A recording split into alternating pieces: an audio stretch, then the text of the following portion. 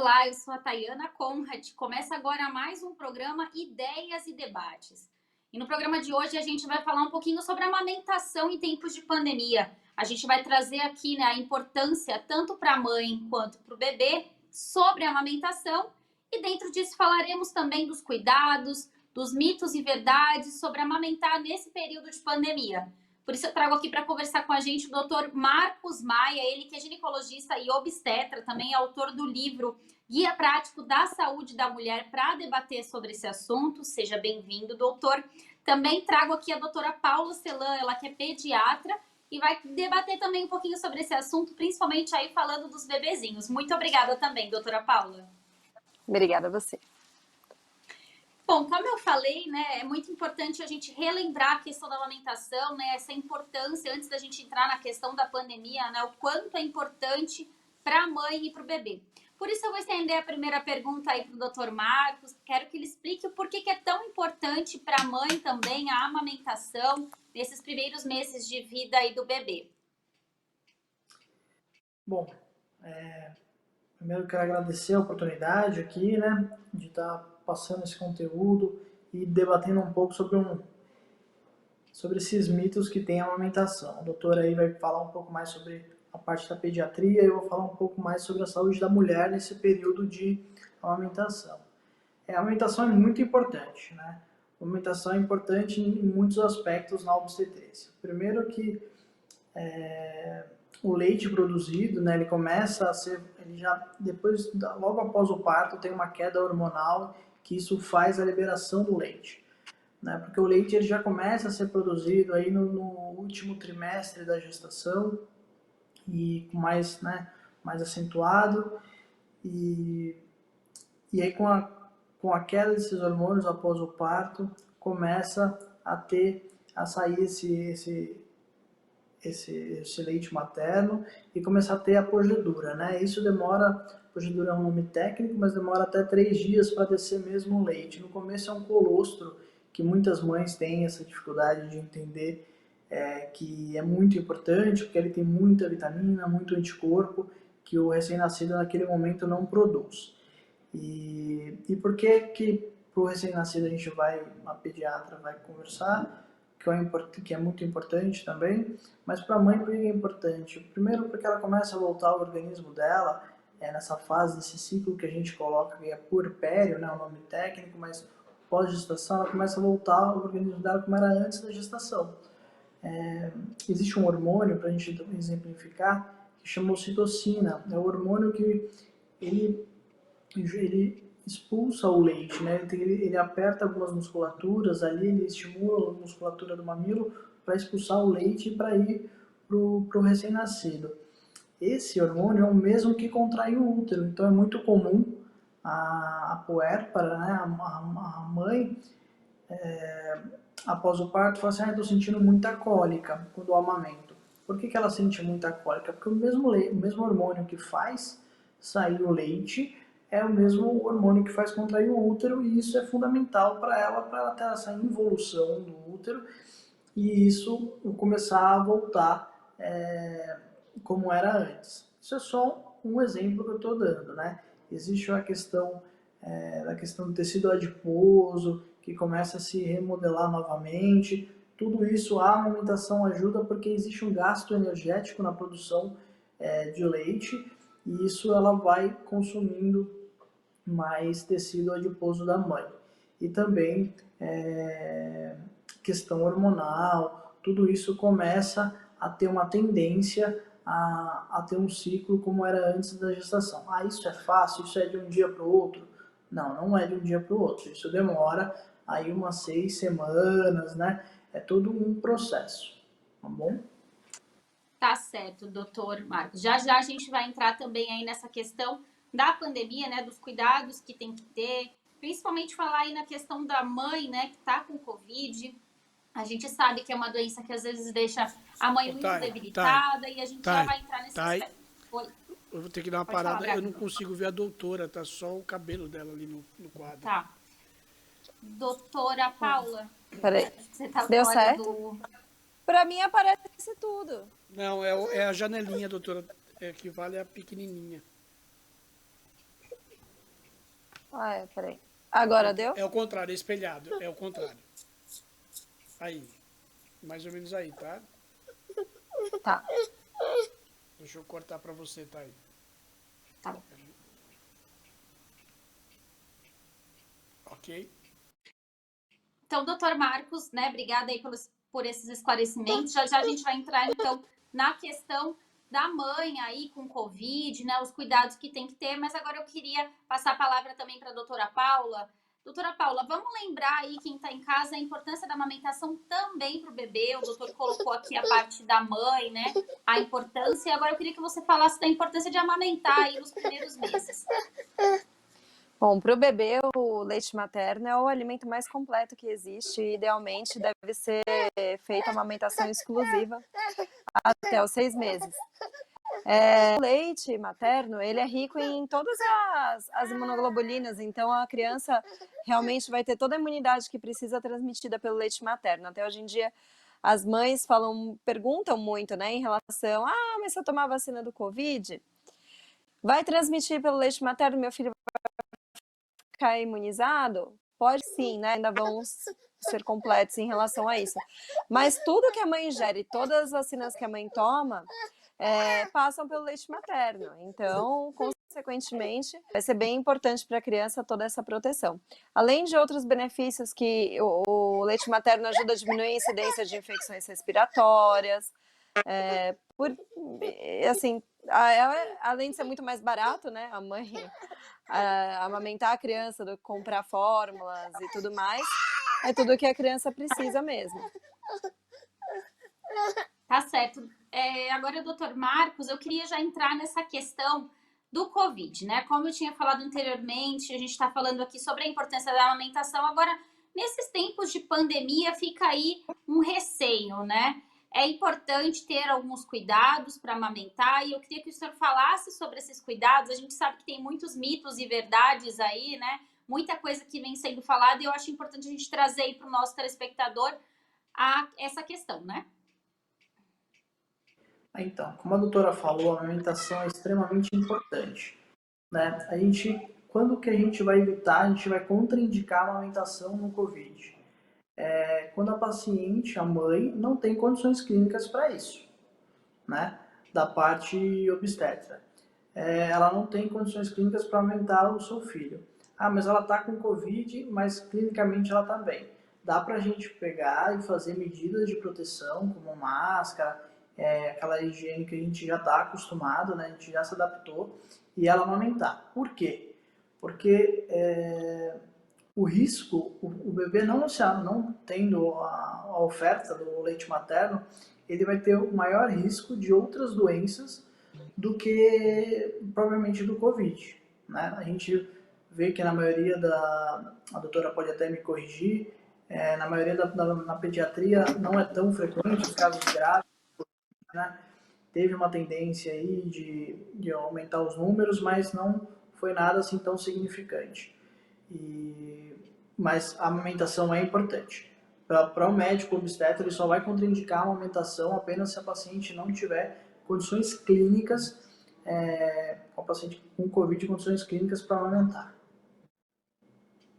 Tá certo. Doutora Paula, para o bebê, até eu queria comentar, a gente viu uma notícia recentemente sobre uma bebê, não me lembro agora certo o estado em que ela nasceu, e ela já tinha o anticorpos contra a Covid-19. E eu queria também que a senhora comentasse sobre isso, inclusive sobre a vacinação de gestante, se pode influenciar aí na imunidade do bebê também.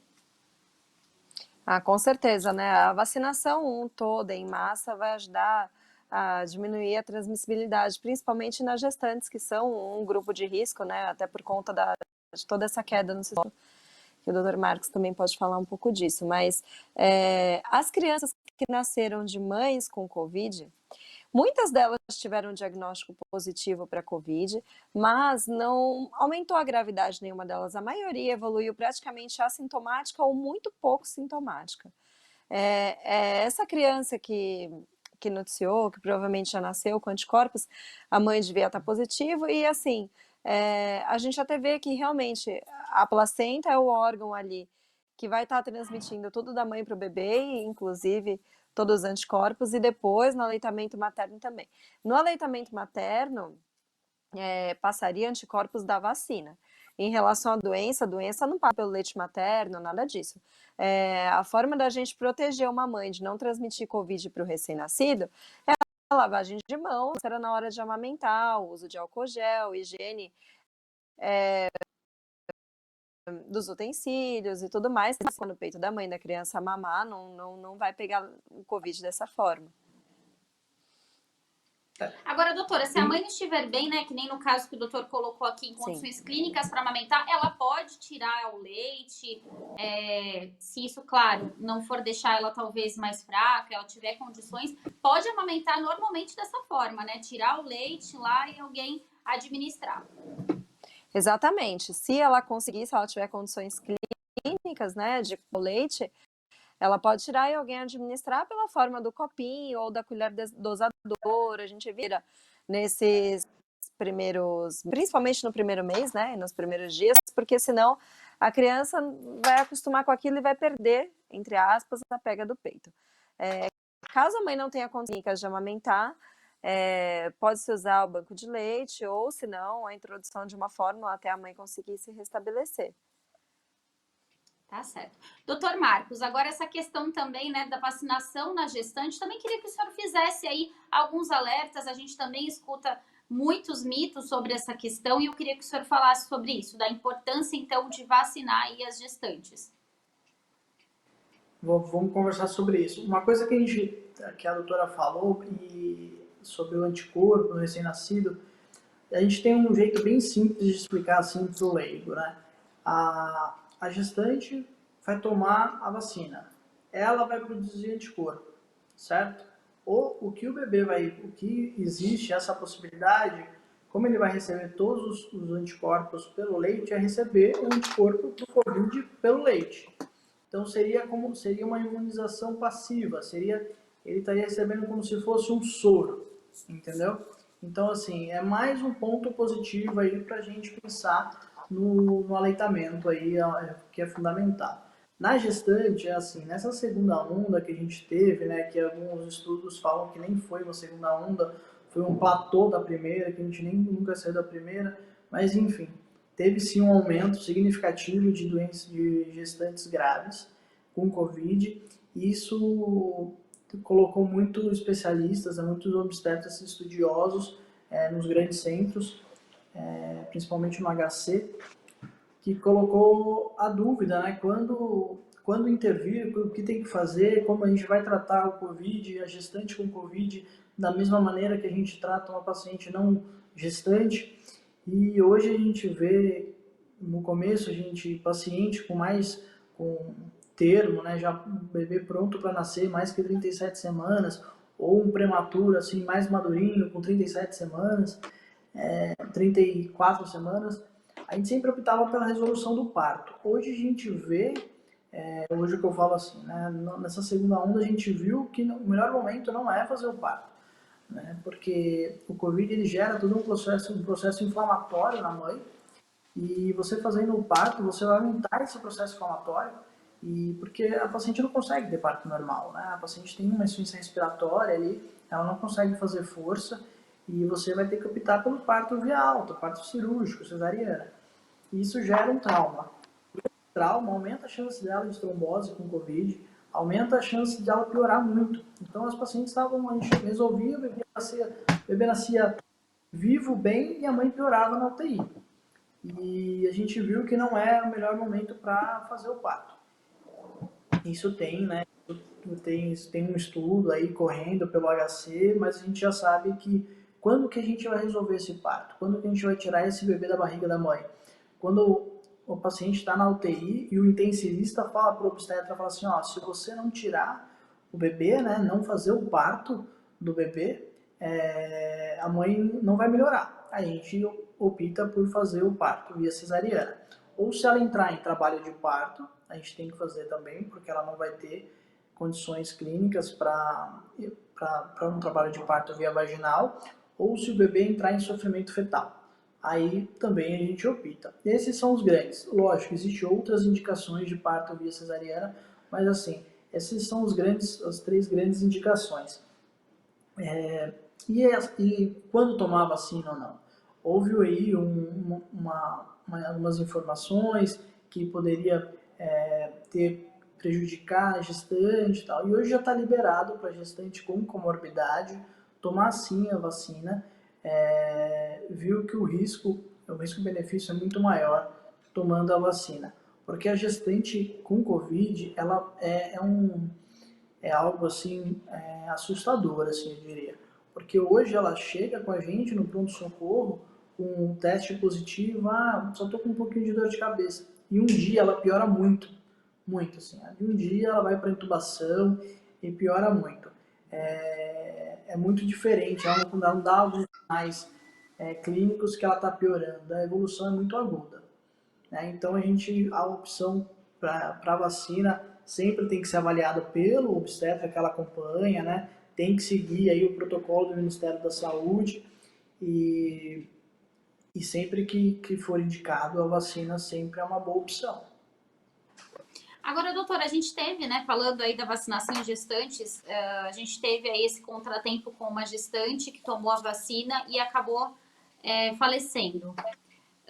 Sobre essa questão, né, eu imagino que deve ter sido estudado, porque ficou por um tempo aí proibida a vacinação, né, suspensa até que numa segunda ordem ela foi liberada novamente, mas o que pode ter acontecido nesse caso? Talvez seja importante que a gestante faça um exame para ver se ela está com Covid antes de vacinar, ou isso também é um mito? Queria que o senhor explicasse um pouquinho acerca dessa questão desse caso isolado. Quando a gente pede um exame para Covid para gestante, ela tem que ter algum sinal clínico. Hoje a gente já sabe que você fazer um RT-PCR para uma paciente, qualquer paciente, né, gestante ou não gestante, antes de 4 dias de sintomas, diminui muito a sensibilidade. Então, é sempre melhor aumentar a sensibilidade do método, né, para a gente testar de verdade essa paciente. E fazer o PCR antes da vacina não tem muita lógica. O que a gente opta é vacinar a paciente. Existe esse caso, né, da paciente que evoluiu de uma forma desfavorável, mas assim, existem as causas diretas e indiretas, né?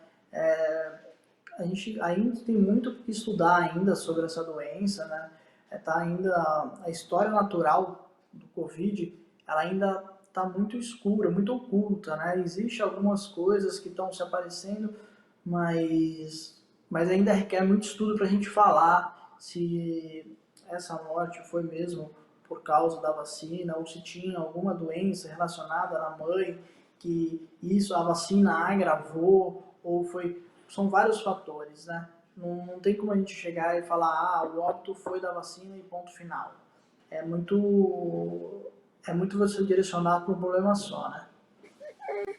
Eu até fiz essa pergunta, doutor, porque a gente escutou muita coisa, né, referente a esse caso. Inclusive, te perguntei, né, sobre fazer o exame talvez antes. Porque quando a gestante tem algum tipo de sintoma, mesmo que ele seja muito leve, às vezes imperceptível, começa com uma dor de cabeça, é importante que ela relate isso também para o médico dela antes de tomar a vacina. Sim, então, mas aí não é uma coisa simples, né? Quando ela for tomar a vacina, a triagem não é uma triagem com um paciente não gestante. Você vai tirar toda uma história clínica, por isso que eu já comentei que ela tem que passar com o obstetra dela tá ciente, porque assim, exatamente como você falou, se ela pegar e falar assim, ontem eu acordei com uma dor de cabeça, tem que abrir o olho e ficar mais esperto, porque essa dor de cabeça aí pode ser a ponta, né? A ponta de um grande problema aí.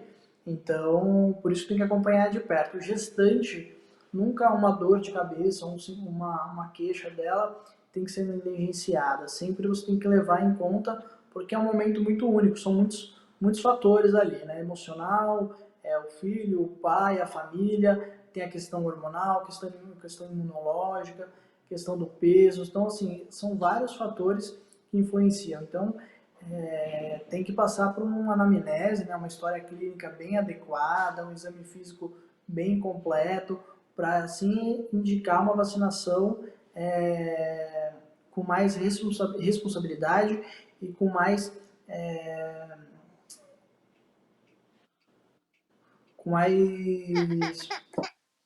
com o objetivo alcançado, né? Ir lá e melhorar a paciente e alcançar o objetivo de imunização. Não ter essa dúvida que a vacina pode trazer mais problemas do que a imunização. Doutora Paula, a senhora, né, como pediatra aí, pode relatar um pouquinho para a gente sobre a questão também dos cuidados que estão tendo dentro das maternidades e quando o bebê ele tem algum tipo de sintoma, como que é feito aí esse cuidado dentro da maternidade, assim que o bebê nasce, e quando ele tem algum tipo de sintoma, o que é feito, qual o tipo de exame, você pode explicar um pouquinho para a gente? Então, nas maternidades, em relação aos cuidados, tem muitas maternidades que, inclusive, ou não estão liberando, visita eles já não estão liberando, mas acompanhante, ou eles liberam um acompanhante, ou o acompanhante nem pode trocar, né? E todos os cuidados de higiene. PCR de rotina nas crianças não estão fazendo, não. Só em crianças que têm sintomas ou filhos de mãe com Covid positivo. Mas é esse o cuidado mesmo que deve ter. Tá certo. Doutor Marcos, agora sobre a questão, ainda falando, né, dos bebês, não sei se já aconteceu, até vou perguntar aqui para o senhor para deixar mais claro isso para o nosso telespectador. Acontece aí do bebê nascer, acabar contraindo a Covid, talvez na maternidade ou por alguma visita, e a mãe não? Isso já aconteceu? Qual é o cuidado nesse caso com a mãe para que ela também não contraia o vírus e porventura aí acabe tendo sintomas um pouco mais graves até do que o próprio bebê?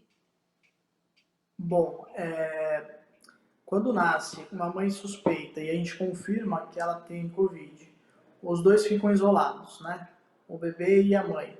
Isso vai de hospital para hospital, né? Mas a grande maioria isola os dois.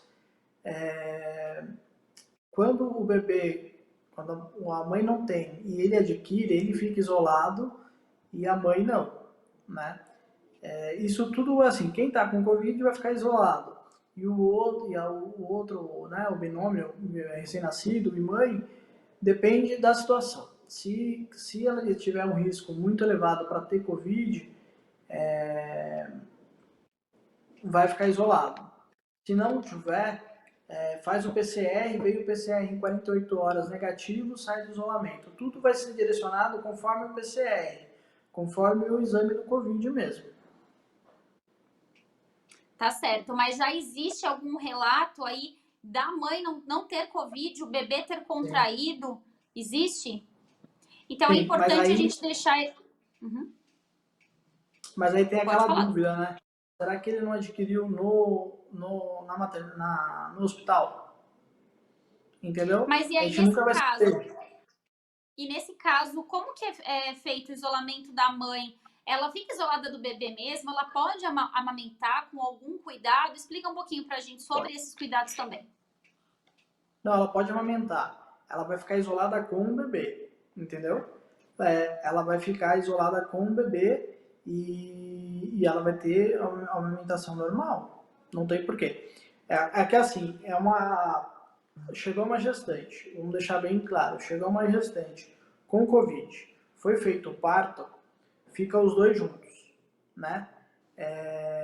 O recém-nascido e a mãe, para ela amamentar. Isso, vou falar de novo, né? Isso muda muito, pode mudar muito de hospital para hospital. Tem hospital que isola o recém-nascido e a mãe, até sair o PCR do recém-nascido. E se a mãe internar com suspeita sem o PCR, ela também fica em isolamento até aguardar o PCR.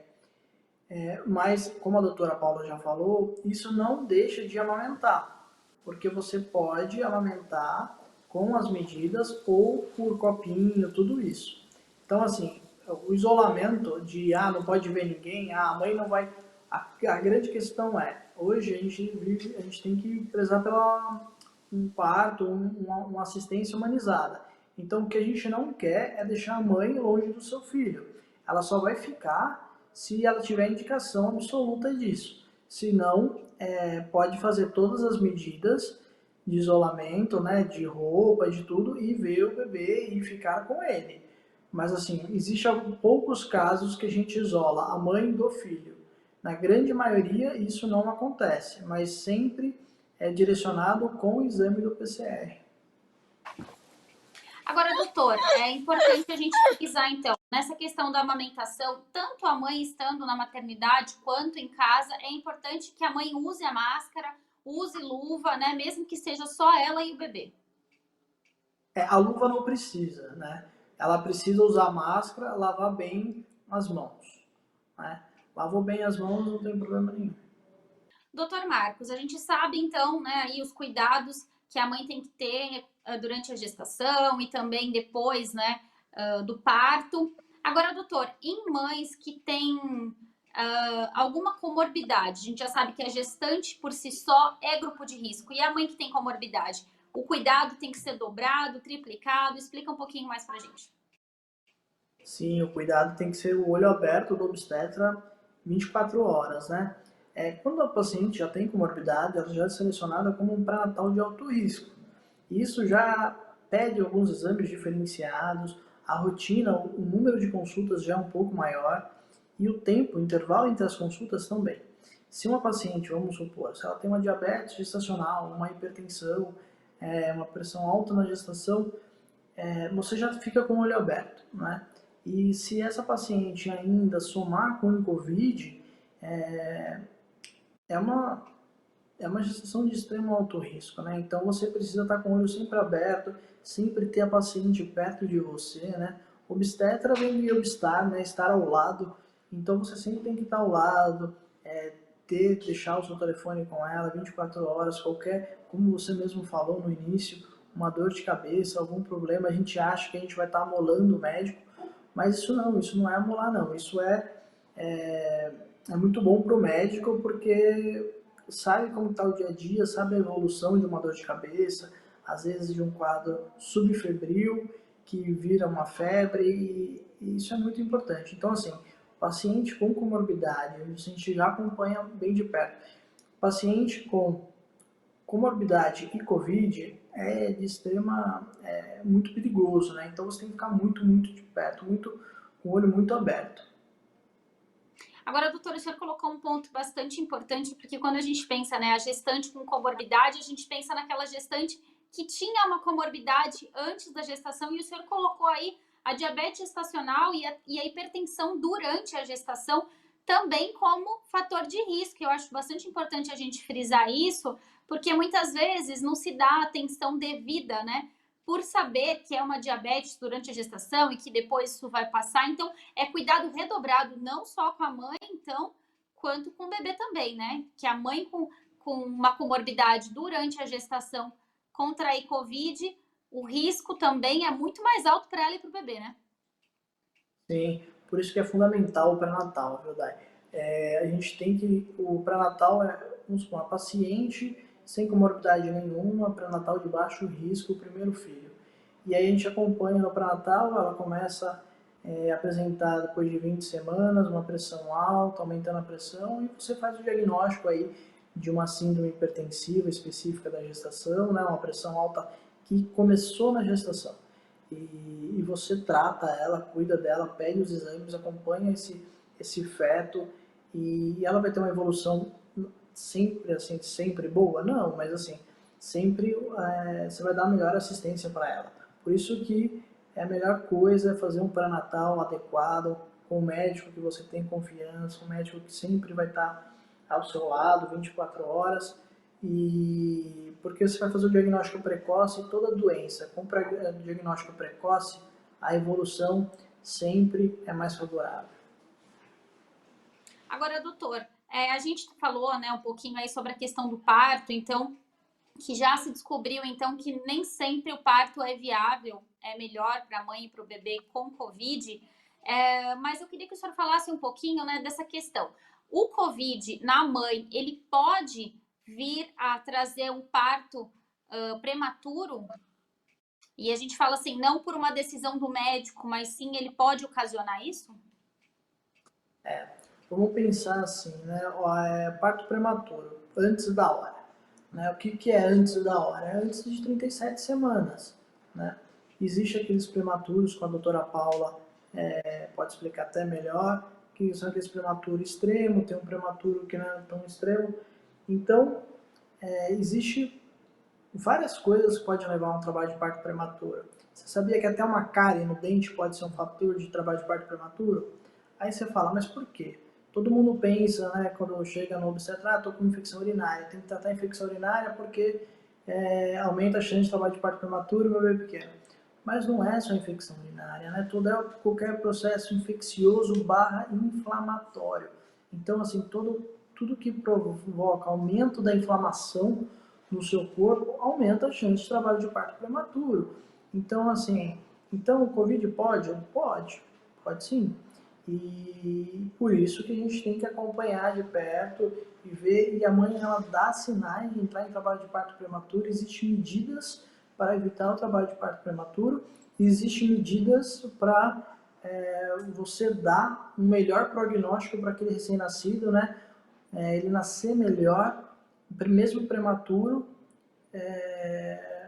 com medicação. Você faz algumas medicações ainda intraútero na mãe, que passa para o bebê e ele nasce chorando, melhor. Eu costumo dizer no meu consultório que tem bebê que nasce com 34 semanas que nasce melhor do que bebê com 40 semanas. Entendeu? Por quê? Teve uma assistência adequada, teve um diagnóstico adequado. Lá no consultório a gente tem uma fisioterapeuta que está sempre junto, tem uma equipe multidisciplinar, que isso mostra pra gente que tem bons resultados, né? Igual tem uma medicação que a gente, quem teve gestante, já ouviu falar, que é o corticoide. Ah, tomei corticoide para amadurecer o pulmão do meu bebê. A gente explica na consulta que o corticoide não é só para amadurecer o pulmão do bebê. É para amadurecer o bebê? É. Mas ele evita a hemorragia na cabeça, evita uma parte do intestino ficar necrótico, tudo isso. E são 2 doses de corticoide.